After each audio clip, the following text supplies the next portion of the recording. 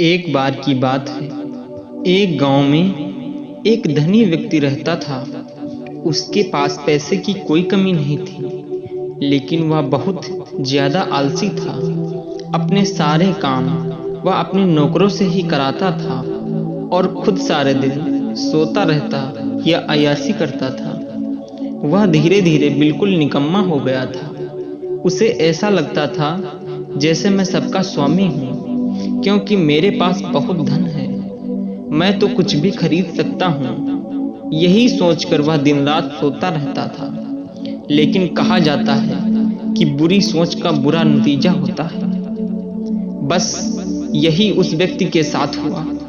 कुछ साल उसे ऐसा महसूस होने लगा जैसे उसका शरीर पहले से शिथिल होता जा रहा है। उसे हाथ पैर हिलाने में भी बहुत तकलीफ होने लगी। यह देखकर वह व्यक्ति बहुत ही परेशान हुआ। उसके पास बहुत पैसा था। उसने शहर से बड़े बड़े डॉक्टर को बुलाया और खूब पैसा खर्च किया, लेकिन उसका शरीर ठीक नहीं हो पाया।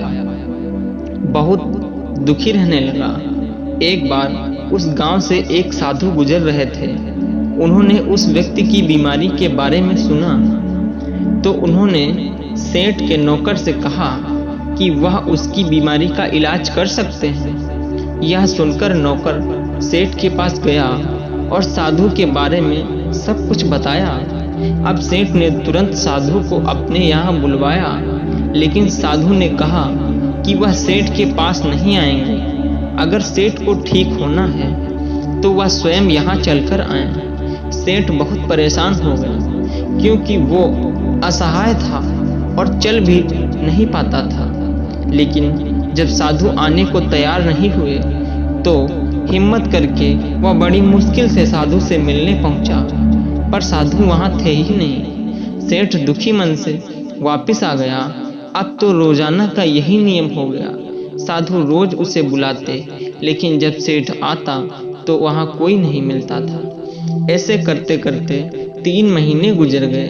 अब सेठ को लगने लगा जैसे वह ठीक होता जा रहा है। उसके हाथ पैर धीरे धीरे काम करने लगे। अब सेठ की समझ में सारी बात आ गई कि साधु रोज उससे क्यों नहीं मिलते थे। लगातार 3 महीने चलने से उसका शरीर काफी ठीक हो गया था। तब तक साधु ने सेठ को बताया कि बेटा, जीवन में कितना भी धन कमा लो, लेकिन स्वस्थ शरीर से बड़ा कोई धन नहीं होता है। इस कहानी से हमें यही शिक्षा मिलती है।